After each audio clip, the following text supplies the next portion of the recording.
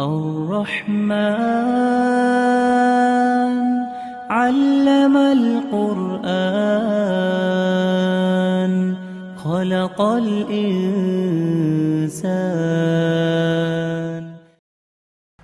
فإن خير الحديث كتاب الله وخير الهدي هدي محمد صلى الله عليه وسلم وشر الأمور محدثاتها وكل محدثة بدعة وكل بدعة ضلالة وكل ضلالة في النار.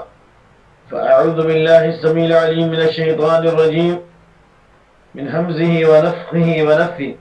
قل أفرأيتم ما تدعون من دون الله إن أرادني الله بضر هل هن كاشفات ضره أو أرادني برحمة هل هن ممسكات رحمته قل حسبي الله عليه يتوكل المتوكلون.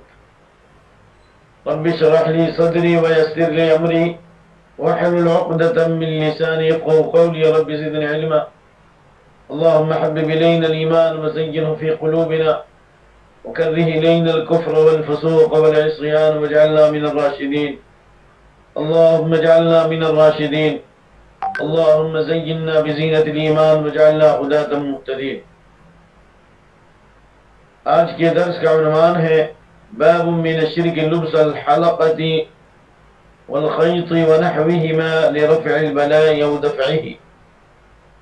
یہ باب ہے اس بیان میں کہ کرا اور چھلا پہننا اور دھاگا لٹکانا اور ان جیسی دوسری چیزوں کا استعمال کرنا بلاؤں اور مصیبتوں کو دور کرنے کے لیے یہ بھی شرک میں داخل ہے. پچھلے ابواب میں توحید اور اس کی فضیلت اور اس کے اہم ترین اعمال کا بیان ہوا اور اس کی ضد شرک اور اس کی مذمت بیان کی گئی اور اس کے بعد دعوت کی اہمیت اور شرک سے روکنے کے تعلق سے دعوت اللہ کے فریضے کو انجام دینا اور اس کی اہمیت اور مقام کے بیان کے بعد اب تفصیل بیان کر رہے ہیں کہ چھوٹی چھوٹی چیزیں انسان کے لیے شرک کا سبب بنتی ہیں. جس طرح کہا جاتا ہے المعاصی برید الکفر، گناہ جو ہے یہ کفر کا راستہ ہے، کفر کی ڈاک ہے. جس طرح کہا جاتا ہے الغنا اور رقیت الزنا، یہ گانا یہ زنا کی تعویذ ہے. اسی طریقے سے چھوٹے شرک سے انسان بڑے شرک تک پہنچتا ہے. اس لیے شرک اکبر سے پہلے شرک اصغر کی تفصیل بیان کر رہے ہیں کہ عام طور سے لوگ اس کا قصد و ارادہ نہیں کرتے، غیر ارادی طور پر یہ شرک ہو جاتا ہے جس کا بیان پچھلے درس میں ہو چکا ہے. ان سے بھی بچنا ضروری ہے. نمبر 2 یہ شرک اصغر جو غیر ارادی طور پر انسان سے ہوتا ہے، چاہے وہ زبان سے نیت کے ساتھ بولے یا یوں ہی بولے، یا جو عمل کر رہا ہے چاہے وہ شرک کی نیت کرے یا نہ کرے، لیکن اگر توحید کے منافی امور ہے اور جنہیں شریعت نے شرک کہا ہے یا شرک اکبر میں جانے کا سبب قرار دیا ہے تو اس کا گناہ بھی بہت بڑا گناہ ہے. کبیرہ گناہوں میں عام کبیرہ گناہوں سے بھی بڑا گناہ ہے.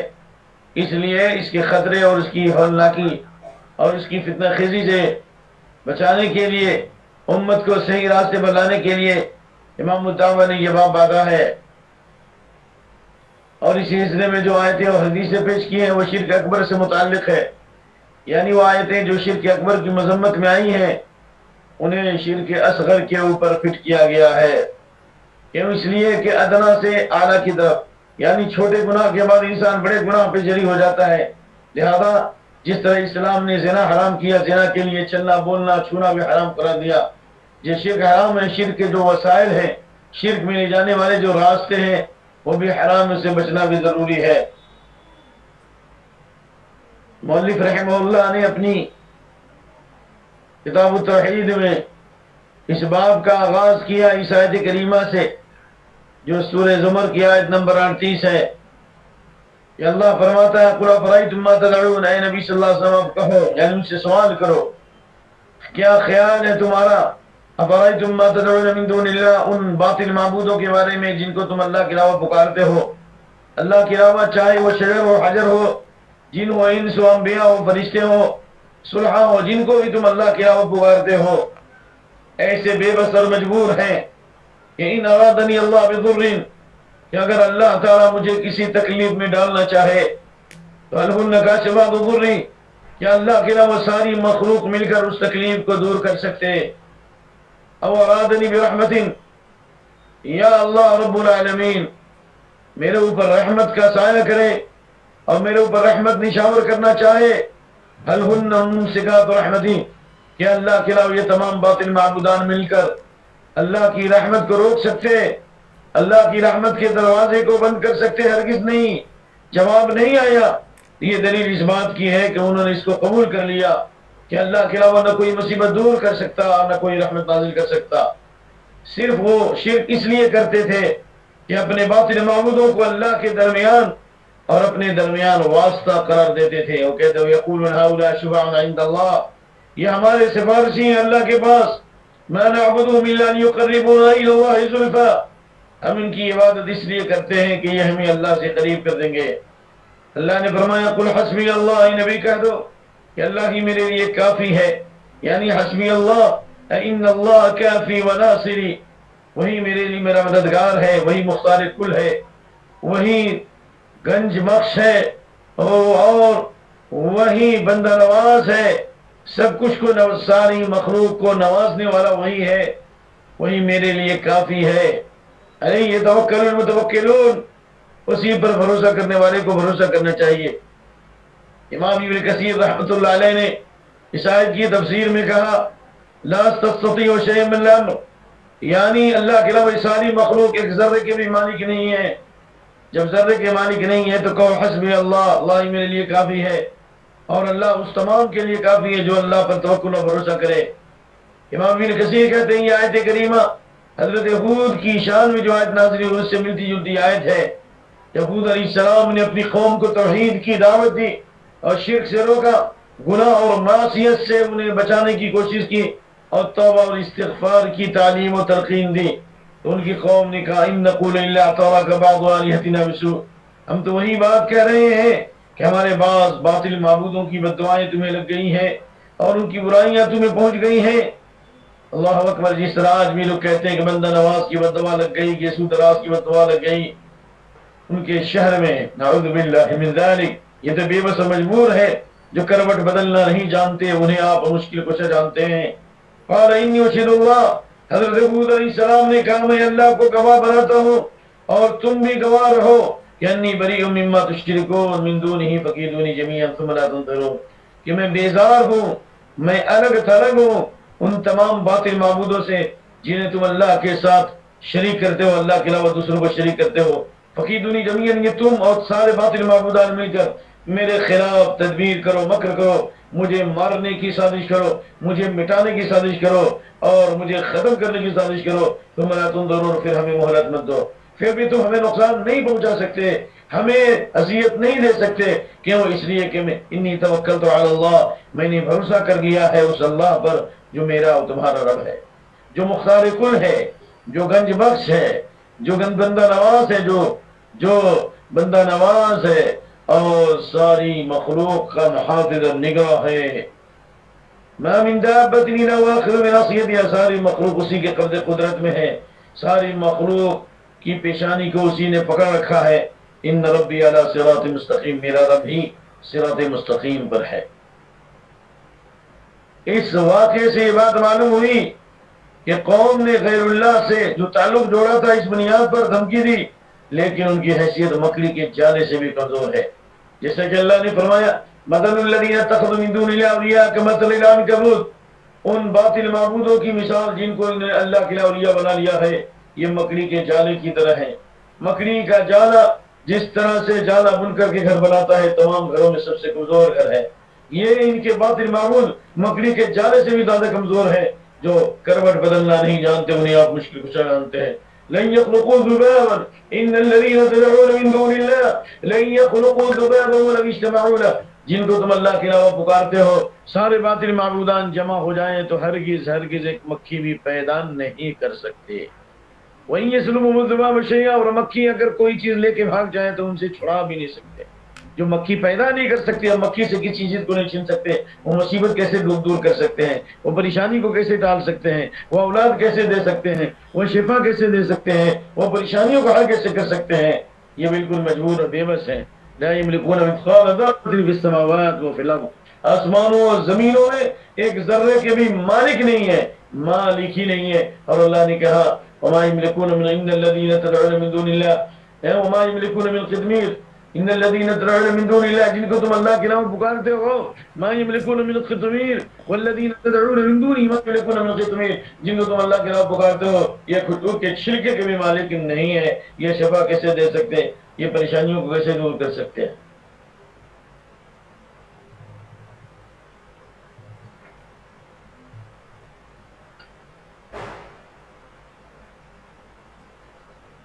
اس آیت کریمہ سے یہ بات واضح ہو گئی کہ بندے مومن اللہ پہ توکل بھروسہ کرتا ہے اور اس کی بنیاد پر اللہ اس کی حفاظت کرتا ہے. جس طرح اللہ نے یونس علیہ السلام کو مچھلی کے پیٹ سے نکالا، حضرت ایوب علیہ السلام کو اللہ نے شفا دی، اور ابراہیم علیہ السلام جب آگ میں ڈالے جا رہے تھے اس وقت بھی انہوں نے ہی دعا کی تھی حسبی اللہ و نعم الوکیل، اللہ ہی کا احساس ہے اور وہی نگراں محافظ ہے اور وہی بہترین میرا وکیل ہے. تو اللہ نے آگ کو ٹھنڈی اور سلامتی بنا دیا.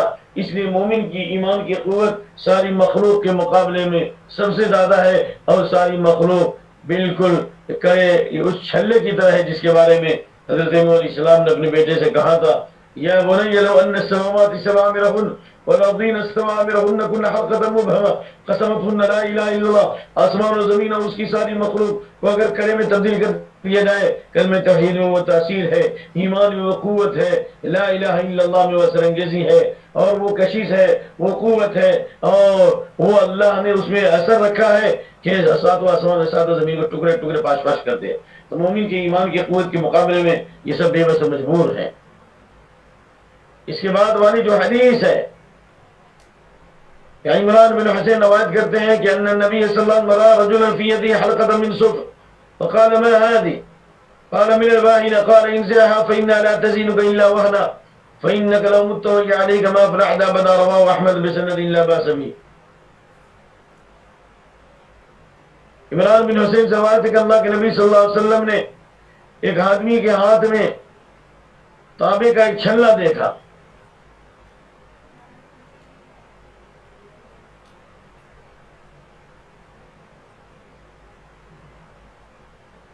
نبی صلی اللہ علیہ وسلم نے ایک آدمی کے ہاتھ میں کڑے کا کڑا دیکھا، یعنی تانبے کا ایک چھلنا دیکھا جو اپنے بازو میں باندھے ہوا تھا. آپ نے فرمایا یہ کیا ہے، یعنی تعجب سے اظہار کیا. اس سے معلوم ہوا کہ کوئی بھی منکر دیکھو تو اس پر اس کو ہاتھ سے روکو، ہاتھ سے نہیں تو زبان سے روکو، زبان سے نہیں تو دل میں برا سمجھو. صحابی نے کہا من الواہنہ، یہ بازو کی تکلیف کی وجہ سے ہے. آپ نے فرمایا اسے نکال دو فإنها لا تزيدك إلا وهنا. اگر اسی حال میں مر گئے تو سنو یہ تمہاری موت ایمان پہ نہیں ہوگی بلکہ فإنها لا تزيدك إلا وهنا، یہ تمہاری بیماری کو اور بڑھا دے گا. یعنی دنیا میں بھی بیماری بڑھے گی اور آخرت میں بھی تباہی بربادی ہوگی. فإنك لو مت وهي عليك ما أفلحت أبدا. اور اگر اسی حال میں مر گئے تو فلاح یاب نہیں ہوگی، کامیاب نہیں ہوگے، نہ دنیا میں کامیاب نہ آخرت میں کامیاب ہوگے. جہنم کے عذاب سے نہیں بچ سکتے، اور تمہارے اعمال قبول نہیں ہوں گے، یعنی منزل مقصود تک نہیں پہنچ سکتے. فلاح کے اندر یہ سارے معنی داخل ہیں. یہ حدیث اس بات کی واضح دلیل ہے کہ کبھی کبھی انسان شرک کرتا ہے اسے پتہ بھی نہیں چلتا. نمبر 1.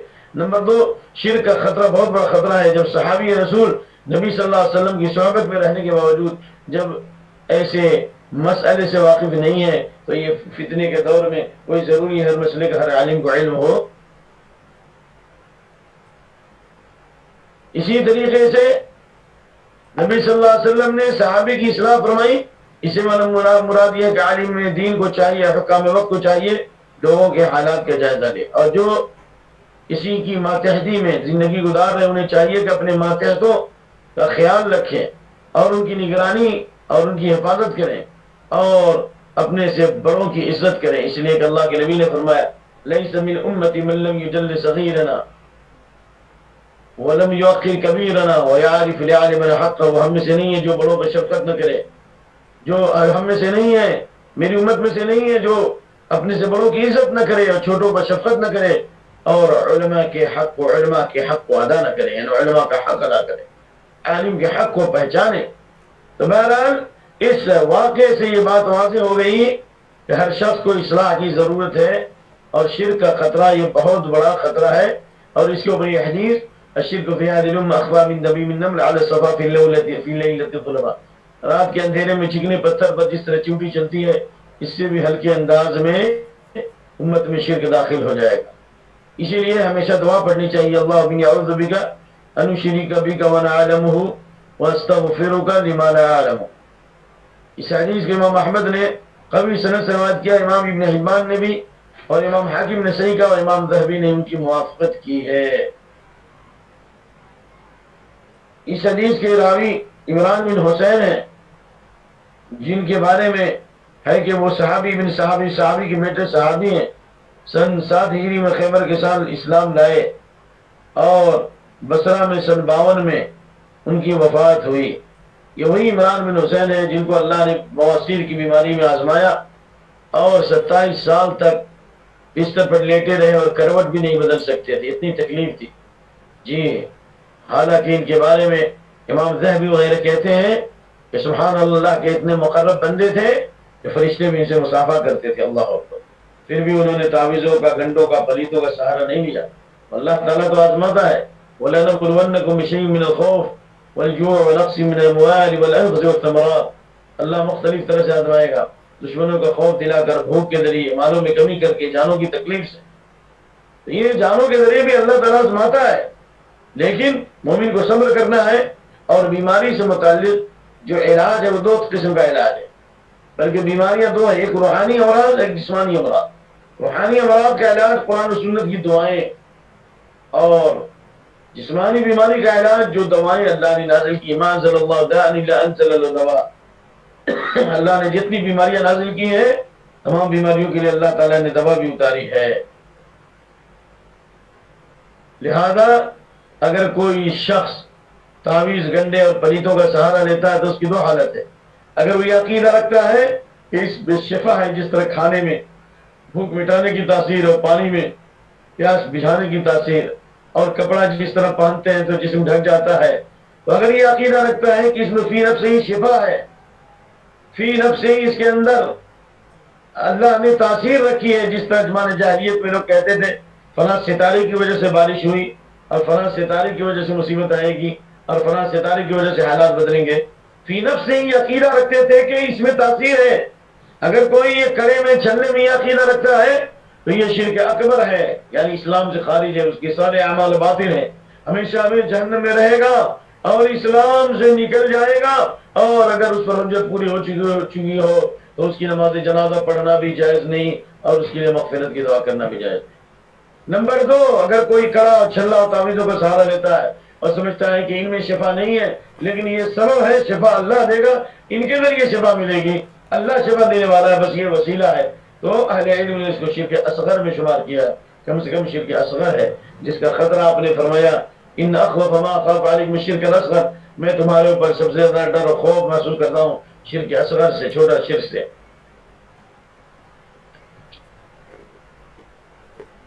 اس کے بعد والی حدیث عن عقبة بن عامر مرفوعا من تعلق تميمة فأتم الله له ومن تعلق ودعة فلا ودع الله له وفي رواية من تعلق تميمة فقد أشرك۔ حضرت عقبہ بن عامر الجہنی اللہ کے نبی سے روایت کرتے ہیں کہ جس نے کسی قسم کی کوئی تعویذ لٹکائی اللہ اسے مکمل نہ کرے، یعنی اللہ اس کو شفا نہ دے، یا خبر ہے کہ جس نے کسی قسم کی تعویذ لٹکائی اللہ نے اس کو مکمل نہیں کیا، انہیں اللہ تعالیٰ اس کو شفا نہیں دے گا۔ جو سیپ لٹکائے گا، جو کسی قسم کی سیپ لٹکائے گا، فلا ودع اللہ له، اللہ اس کو آرام نہیں دے گا، اللہ اس کو اچھا نہیں رکھے گا، اللہ اس کو سکون نہیں عطا کرے گا۔ یہ بدعا ہے نبی صلی اللہ علیہ وسلم، اور بدعا بھی ہے اور خبر بھی ہے۔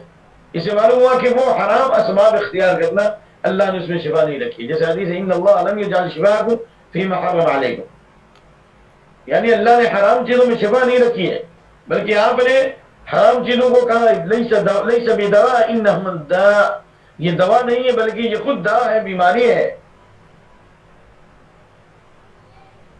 اس واقعے کی تفسیر حدیث کی دوسری کتابوں میں مسند احمد وغیرہ میں موجود ہے۔ عقبہ بن عامر الجہنی کہتے ہیں کہ اللہ کے نبی صلی اللہ علیہ وسلم کے بعد ایک قافلہ آیا جس میں 10 آدمی تھے، آپ نے 9 سے بیعت کی اور 1 سے بیعت نہیں کی۔ ان لوگوں نے کہا یا رسول اللہ، آپ نے 9 سے بیعت کی اور 1 آدمی سے بیعت نہیں کی، یعنی نبوت اور رسالت کے منصب پر آپ فائز تھے، آپ ان سے دین اور ایمان کی بیعت کرتے تھے، عہد و پیمان کرتے تھے، یہ نبی کے لیے خاص ہے۔ اور نبی کے بعد حاکم وقت خلیفہ وقت کے لیے ہے کہ ارباب حل و عقد سے ایگریمنٹ کرے کہ آپ میری بات مانیں، عام لوگوں کے لیے نہیں ہے۔ اگر ایسا ہوتا تو ابو بکر عمر رضی اللہ عنہ، عثمان علی رضی اللہ عنہ اور رضی اللہ عنہما اور دیگر صحابہ کرام رضی اللہ عنہ اجمعین بیعت کرتے، محدثین بیعت کرتے۔ تو آپ نے فرمایا کہ میں نے اس سے بیعت اس لیے نہیں کی کہ ان نعرے کی تمیمتن، کہ اس کے اوپر تعویذ ہے، تعویذ ہے یعنی شریعت کے خلاف جو کام کر رہا ہے، اگر ہم بیعت کریں گے تو کوئی اس کی موافقت کریں گے۔ اور اللہ فرماتا ہے وَتَعَاوَنُوا عَلَى الْبِرِّ وَالتَّقْوَىٰ، نیکی اور بڑائی کے کاموں میں تعاون کرو، گناہ و زیادتی کے کام میں تعاون نہ کرو۔ چنانچہ وَأَدْخَلَ يَدَهُ فَقَطَعَ، اس نے ہاتھ کو ڈالا اور فوراً اس تعویذ کو اس نے کاٹ دیا۔ تو آپ نے اس سے بیعت کی اور آپ نے فرمایا من تعلق تمیمۃ فقد اشرک، جس نے بھی تعویذ لٹکائی اس نے شرک کیا۔ تمیمہ چاہے وہ کپڑے کی شکل میں ہو، دھاگے کی شکل میں ہو، سیپ کی شکل میں ہو، چاہے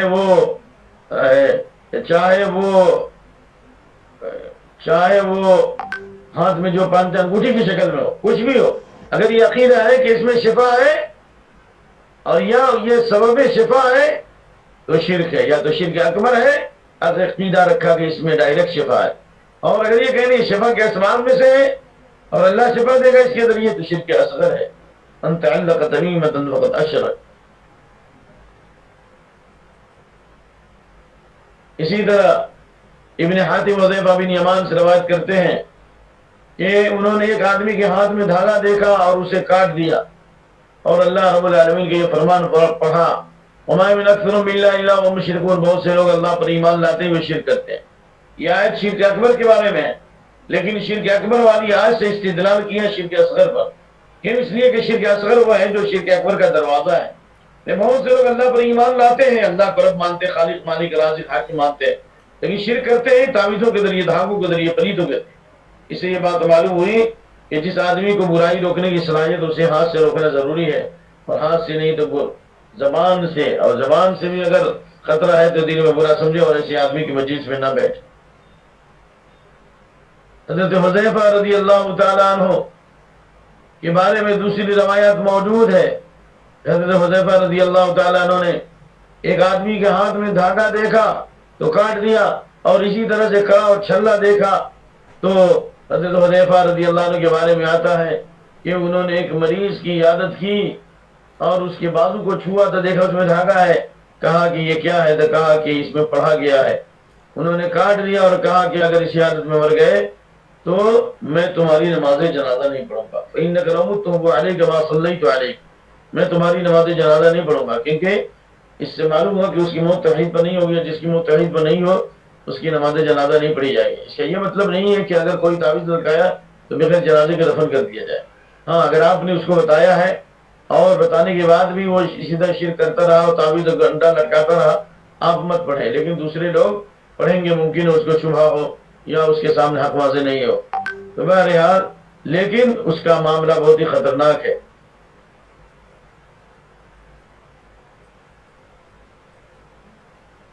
یہ جو باب پڑھا گیا اس میں چند اہم اور ضروری مسائل ہیں۔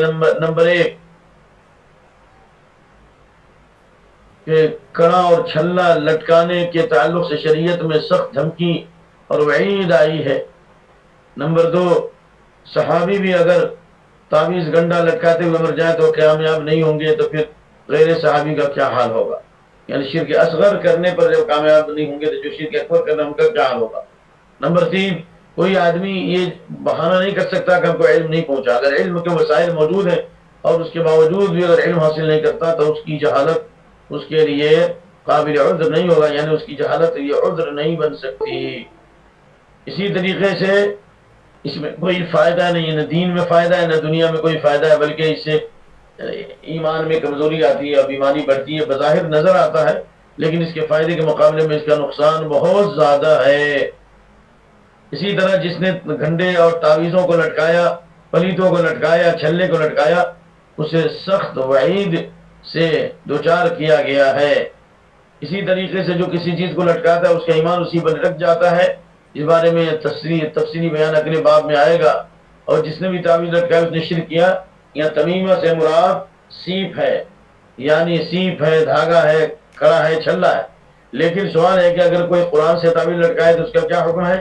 تو یقیناً قرآن سے تعویذ لٹکانا ثابت نہیں ہے، اس لیے اس کو شرک تو نہیں کہیں گے، لیکن کم سے کم بدعت کہیں گے، اور اس کا بیان آئندہ درس میں انشاءاللہ ہوگا۔